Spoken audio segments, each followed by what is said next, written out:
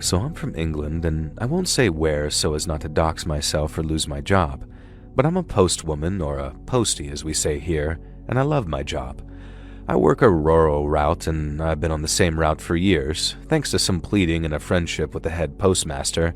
Normally posties get shifted around all the time, and so I kind of know everyone on my little route, at least everyone who makes themselves known to me anyway. There was Stu, a mature student who would always be waiting at the door whenever the mail came and shared his latest work on marine biology with me. I hadn't started out as being remotely interested in marine biology, but Stu had mentioned a few things in passing and I'd been hooked, pun intended.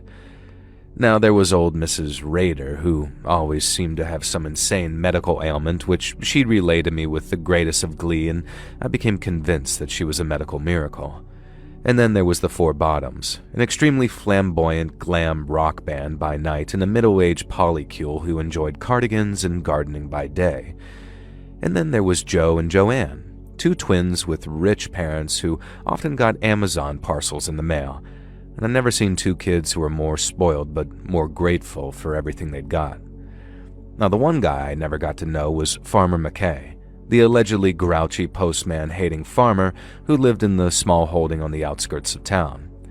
Now, to call it a farm would be extremely generous, but it did have a few goats, a couple of sheep, a pig, and some chickens, and it was also filthy, even by farm standards, and as far as I know, he made an entire living selling eggs and milk to locals.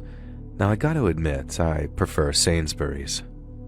Now, one day, for the first time in about 6 years of doing this route, I was shocked to find that I had a collection for McKay's farm. Not everyone knows this, but you can book Royal Mail to collect parcels, often for free, instead of having to take them to a post office.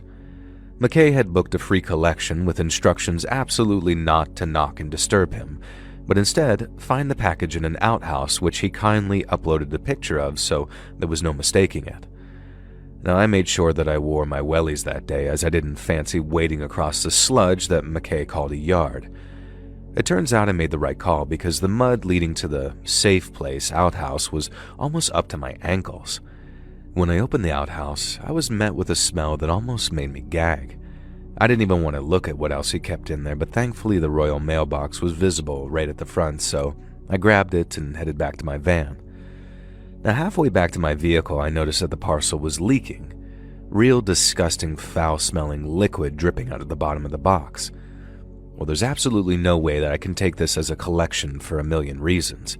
And now, I also couldn't just abandon it, which meant that I had to break his cardinal rule and go knock on his door and tell him that, unfortunately, I couldn't accept his collection.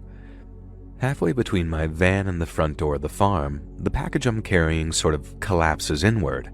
The bottom falls out and the contents spill all over my bottom half. Now let me tell you, I've smelled some bad smells in my time. Before I became a postwoman, I was a nursing assistant in my late teens and early 20s, and there was this one old lady that I treated who I would swear had death himself living in her nether regions. This made that smell like flowers and cinnamon.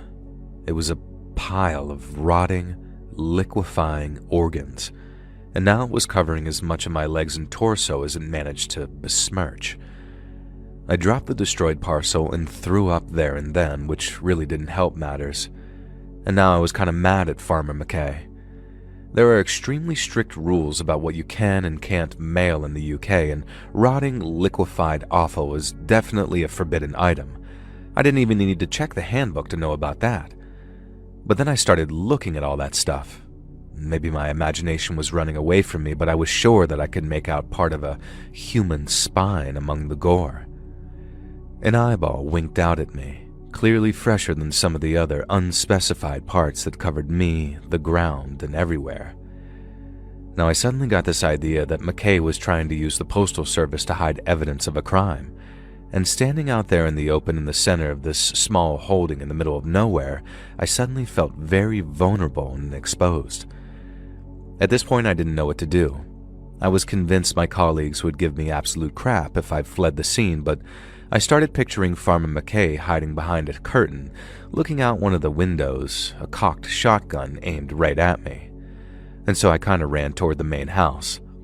As the front door began to open before I even reached the porch, I wondered if I'd made a terrible, terrible mistake. But the man who stood on the doorstep wasn't Farmer McKay.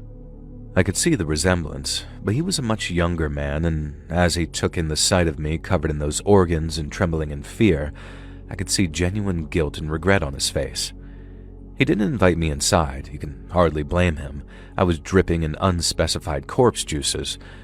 But there on the doorstep he explained that Farmer McKay had been taken away by doctors the day before after increasingly strange and erratic behavior that had gone unnoticed by his family.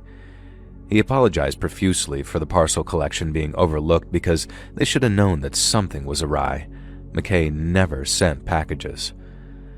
I was severely shaken, not least because I couldn't face the idea of getting in my beloved post van covered in this. And thankfully, the grandson, as that's who he turned out to be, helped me hose off the worst of it before I headed back to my van. It's what I saw in the back that really caused this to be a scary story, though. I made the mistake of glancing into the dilapidated barn as I trekked across the mud to my post van, and I only caught a quick glimpse because I looked away as quickly as possible. But no matter how many hot showers I took to wash off all those juices and the gore from my body, I can never scrub the sight that I saw from my mind. In the barn, Farmer McKay had piled what were presumably all of his animals.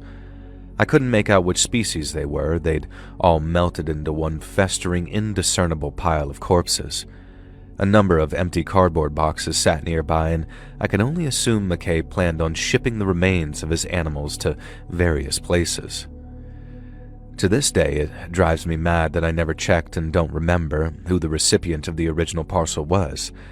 I have no idea what his motive was for mailing these liquefied parts, and I guess that's partly the problem with whatever was wrong with him, dementia or whatever had befallen him. It doesn't make sense. He could have been aiming for revenge on his enemies, and he could have believed that he was shipping genuine prime cuts to customers of his farm. Either way, I'm not sure I ever want to know. The McKay small holding was demolished not long after, and after what I saw, I can't say I'm at all sorry that it became one less stop on my postal route.